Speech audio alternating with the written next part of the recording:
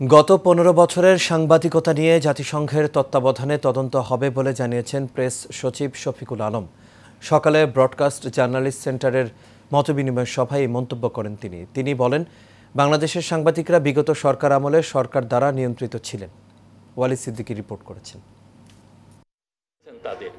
গণমাধ্যম সংস্কার কমিশনের প্রস্তাবিত প্রতিবেদনের বিভিন্ন দিক নিয়ে রাজধানীর ডেইলি স্টার ভবনে অংশীজনের অংশগ্রহণে পর্যালোচনা ও মতবিনিময় সভার আয়োজন করে টেলিভিশন কর্মরত গণমাধ্যম কর্মীদের সংগঠন ব্রডকাস্ট জার্নালিস্ট সেন্টার বিজেসি।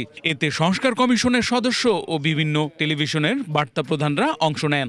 কিছু কিছু সাংবাদিকদের জন্য যেভাবে আমরা গোটা সাংবাদিক সমাজ অপবাদের শিকার হয়েছি, সেরকম কিছু কিছু মালিকের কারণে সব মালিকরাও একই অভিযোগে অভিযুক্ত হন বা তাদেরকে সেইটা একটা দেওয়া হয়।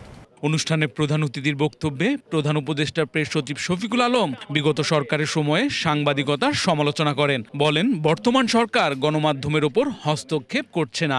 আমাদের এই টিভি মিডিয়া বলেন আর নিউজ মিডিয়া বলেন, তাদের কিন্তু ফেইলুর ছিল গত শেখ হাসিনার 15.5 বছরে। এখন আপনি এই ফেইলুরটাকে আপনি কিভাবে অ্যাড্রেস করবেন?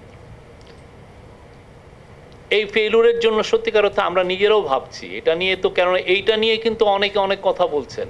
ইচ টাইম আপনি যখনই আর আবার নতুন করে ফেইলুর হয়, তখন ওই মেমোরিটা অনেকে চাঙ্গা দিয়ে ওঠে এবং চাঙ্গা দিলে অনেকে প্রোটেস্ট করেন, অনেকে মার্চ করতে চান, আপনারা তখন আবার অনেকে বলেন যে মব তৈরি হচ্ছে।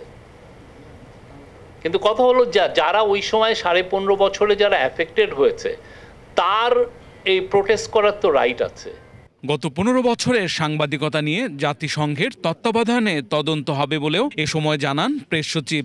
কোনো গভর্নমেন্টই বলতে পারবে না যে তার 100% কাজ ঠিক হয়েছে। আমরা মিস্টেক করি, সেখান থেকে আবার শিখি, আবার আগাই। আমরা চাই প্রো পিপল পলিসি নিতে। দু একটা পিপল আমরা এই যে আমরা জুলাইয়ের কমেমোরেশনে আমরা কয়েকটা ইভেন্ট ছিল, অনেকে প্রোটেস্ট করেছেন, আমরা বাদ দিয়ে দিয়েছি।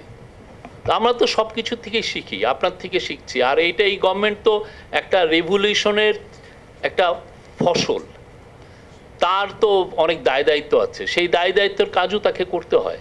মতবিনিময় সভায় সম্প্রচার মাধ্যমের জন্য আলাদা কমিশন গঠন, সাংবাদিকদের ন্যূনতম শিক্ষাগত যোগ্যতা ও আলাদা বেতন কাঠামোর দাবি জানিয়েছেন সাংবাদিকদের এই সংগঠন।